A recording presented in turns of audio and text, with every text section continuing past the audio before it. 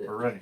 All right. Today's topic is universal based income, where it's basically guaranteed income from the government for poor or the rich, doesn't matter.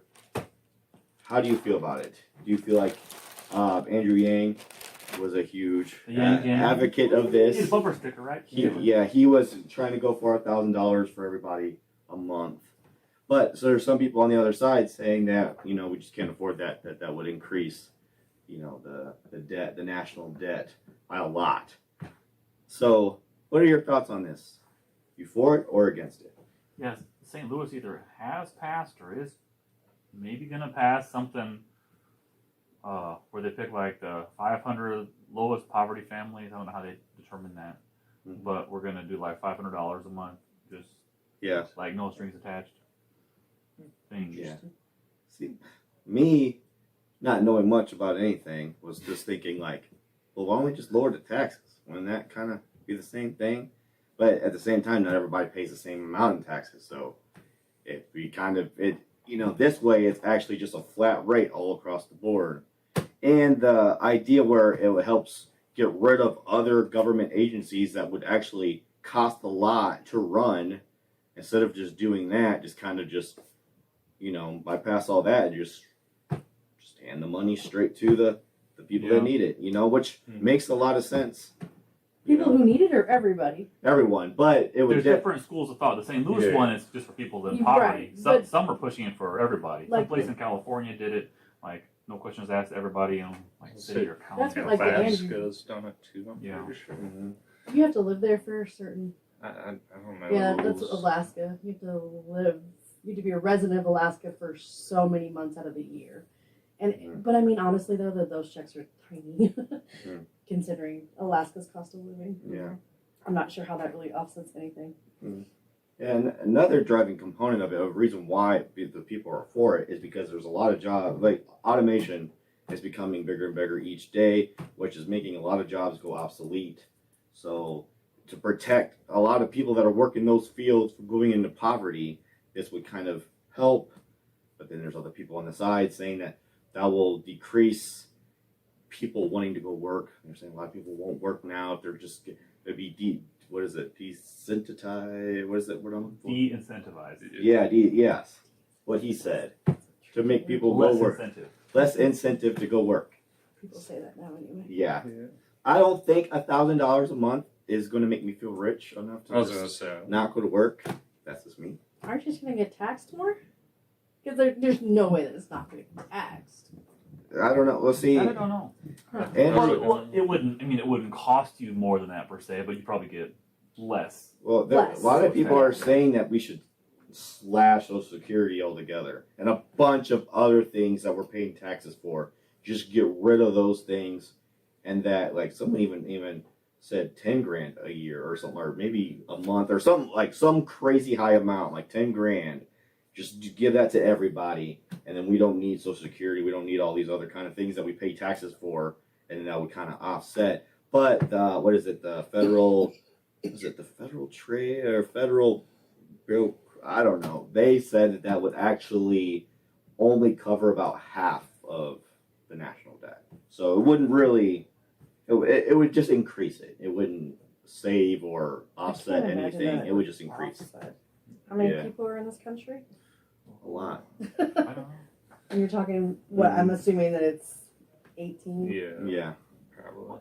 Well, I don't always subscribe to the whole thing like the jobs are going to go away because this technology is coming, because that's a really, really old argument that people use whenever they need to use it. I agree. That's kind of been like all the manufacturing jobs. Yes, there are fewer because they moved mostly overseas, but they never mentioned that most of those people moved to like warehousing jobs. Yeah. Because warehouses are going up as fast as they can build them. Yeah. I feel like there's always jobs to take place of ones that become obsolete. Yeah. And it's never an overnight thing. It's not like, oh, you're going to wake up tomorrow, suddenly this thing is gone. You see it coming on the far horizon. It's like truck drivers. They know in 10, 20 years from now, they're going to be phased out. They are? They say every driver in a car is going to get phased out in the long transportation term. was in the category of is potential of being obsolete one day because of automation. Eventually, they think there's going to be trucks that drive themselves. So Yeah. therefore, but there, and then there's going to be robots that unload the trucks. And these things take years to come into widespread adoption. Right. So you have Right. plenty of time to know it's coming. Yeah. I don't know. I'm not going to say that I'm against UBI because I know if I got it, I'd be happy and like I'll take it. And I'm not going to sit here and be a hypocrite and be like, I don't want anybody to get that. But you know what? If I was to get it, I wouldn't mind it. I'm not going to be that. I'm not going to. Why is the thing to say? But where does that money come I don't. from? I'm not going to. I'm not going to be that person. Right. You know? Who's paying for us? We're all going to pay for it, essentially, They right? spend a lot of money on stuff they probably don't need to anyways. I'm Why not can't really. we get some of it? I'm not really. I do struggle with a lot of government entitlement programs, but in the under the guise of they will be there regardless, it seems like it would cost less to do this than have like 8 programs run independently of each other. Mm-hmm. They're going to have some like a housing authority for affordable housing, and then like the whole food stamp type of situation to help with food and all these things to do stuff on their own to help people that don't have enough money. It seems like just making like one government group instead of 4 to do the same thing would be more efficient. That's what Yang, one of his big points was. Yeah. That he's like, it would just save us more money if we did it anyways. And do you think all the government groups that would no longer have jobs under the new system would be for basic income? Yes. Knowing it would phase them into Yeah. non-essential world? And Maybe did. And I just read that this concept is not new. This is something that's been around in other countries for a long time. It's just never really got anything. People have talked about it here in the U.S. before, but never gained any traction just because of that argument of who's going to pay for it. Is is this going to increase the debt? But they said that they actually did an experiment in Finland, and there was a group of they were talking about are people going to like not work and stuff like that, and then they said versus like unemployment, the current system that we have now and stuff like that, and they said that there was no difference.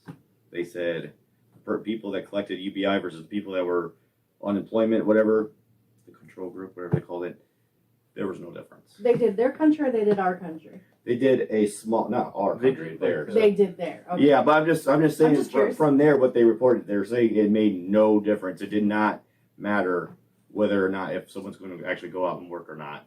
Basis like on it. So basically, that argument saying that it would just encourage more people to stay at home is not necessarily proven. Right, I see what you're saying. I was just curious what country you said that It they was did. Finland. They did a study in their own country. Yeah. And Yeah, but supposedly, but supposedly, one of the, this is Scandinavia. it's a concept that's been around for a long time. So one of those maybe it could one of work those here. comfort countries to live in. Just curious. But I think it's kind of ironic. Mr. Reddit, ever come across that on? I got nothing to Went say down to on Reddit for this, that. really. Other than the only thing I saw people complaining about, they said that the $1,200 checks, the twice or 3 times that some people got them ruined, like that caused a bunch of inflation, and that had a lot of negative things come from that. And I'm like, what would be the difference then if we did it every month for Yeah. everybody? Mhm. But then I don't know enough. I'm not Yeah, see, educated on it. that's what so- I thought so too. I was like, isn't this what caused inflation to begin with? Isn't this why the economy is where it's at? And then you read a lot of things, and they'll say that profit is at an all-time high right now. That inflation was never really necessary. It was just a way for corporations to kind of ease into just raising the prices anyways, using COVID or using fuel prices as kind of an excuse. But really, they're making money. Like, they're making a profit. And it wasn't never really necessary, but they got away with it, so they did it. I think it would contribute to inflation. Low interest rates were a big part of inflation, a Mhm. big part of it, but also printing money just out of thin air routinely also really caused a lot of inflation, helped contribute to that. Mhm. It does seem like if you give, like, say, 1 million people $1,000 a month, that's $1 million a month, right? What did I say, 1 million, or what did I say? You said 1 1 million million people. people, that's $1 billion a month. Yeah. If you use $1 billion a month into the economy, that must have some kind of impact. probably good and bad. Seems like inflation would have to come from that. Yeah. Although there probably would be. I mean, not just the entitlement side is one thing, but to maybe think that maybe even if all else failed, you'd still have enough to pay a roof over your head. There'd be Mm-hmm. a very good, feel good feeling to that. Sleep better. Yeah. I don't know. Yeah, it is kind of trying to think of so far of all the things I've heard from like about that. I do kind of like that the most than like the whole like I don't know like because a lot of people that are for this are also for universal health care at the same time. So in addition to UBI universal, so that would make the debt even crazier in my opinion. So I don't know, but I just know that if I was to get it, I wouldn't complain. I'm like, so that's just me. So Yeah. I'm not going to fault or say nobody else should get it. And I think it would just maybe kind of just make it easier, if you just make it one flat, okay, it doesn't matter how much money you earn or how much you paid a year, whatever, this is what you get. This is what everybody gets. And then boom. I'm not smart enough to know what the impact is. But I'm really not either. I mean, and it'd just be one of those things where because it's such a new concept here. Like I think it's what is it, untested waters in the U.S. So we don't really know how it would go down. Like, but Yeah. I think it'd be kind of worth a shot. I don't see why not. I don't think it would solve the problem, and I don't think it would really solve any of the problems we have in this country. With the exception of maybe if you could have one like government group do what 4 or 5 already do, I could see that perhaps the overhead waste. I don't think it would change people all that much. Yeah, but you very well could be right. But I don't know. That's all I have on this topic. Yeah, I don't think it'd change people much. So I'm for it. Why not? So Yang Gang, it was.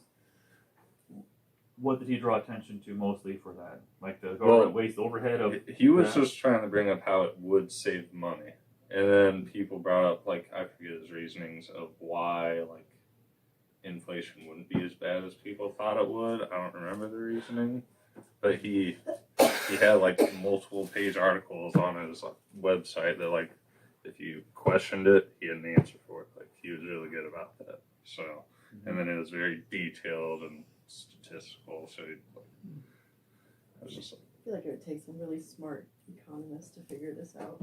Yeah, I have a feeling this is going to be a matter that our subject that we hear brought up in future elections for sure. It's going to be a reoccurring thing that pops up. Might get slapped down every single time, but I have a feeling we're going to hear a little more and more about it. I don't think on a large scale it would ever have any realistic chances of happening unless there was a crazy thing going on with Social Security. Never would have happened in today. Can you imagine that in today's world, trying to pass Social Security? I don't even know Like, what it does. It took like the Great Depression to have people agree enough You for have to something like age that. into it and work so many hours. There's like a small, like 3 or 4 things that criteria. It's mostly like for older folks. Yeah. Like you take a portion of your paycheck, like you guys get portion, as me as well, portion of your paycheck taken, put that in a big pool, and then pay it out off this huge, overcomplicated criteria when you get older, pretty much. Yeah. Almost like a national pension system of sorts. I knew like kind of like what it was Yeah. for and like who it went to. Mm-hmm. I've never really paid any attention to it because everything I've ever read is that Your my generation won't even touch it. Like it, Yeah. no, Probably it won't even not mine either. I was exist. gonna say, not Yeah, even, that's what I heard. Like even your generation, like, Mhm. you won't even touch it. Yeah. So yeah, so I've never even thought about it. Never even worried about it. So Yeah. I don't really even know. it's the older generation. It's like I think you can get a portion of it at like With like early withdrawal 65 options. or something like that. Yeah. Yeah. And then I think like 72 you can get full, and then you can work some and still get a portion. Or if you don't work, then you. Well, I think that's a good lesson that pertains to this, talking about what people would do or wouldn't do. Like it was never intended to support you when Right. you're older. retire. Yeah. It wasn't like live off that, be all Something. set. It was like it's a little extra. It's Yeah. it's something. Yeah. Mhm. And I don't know if the same thing could apply. Like, oh, live off of this, and it's not enough. As Yeah. people get used to it, and suddenly, oh, it's not enough. Can't live off this anymore. Yeah. Better up the numbers. I don't know how anyone can live off of $1,000 a month. I don't. That's not a lot. I mean, like a family for sure. Like that's what I'm thinking. Of, like as someone that has a family, that's not a lot of money. You absolutely still have to work. Those are my thoughts. Yeah. Yeah, You still have to I think because you that's do as not- if you're single.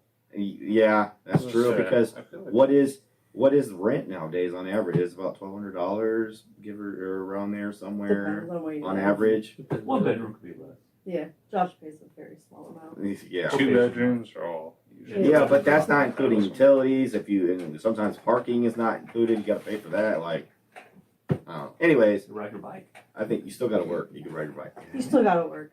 You still have to work. You still got to work. It's not gonna. I don't think it's going to make unemployment go crazy. But I could be wrong. I don't know. It's interesting. I'm curious to see how it evolves through time, if it Yeah. even happens. Who knows?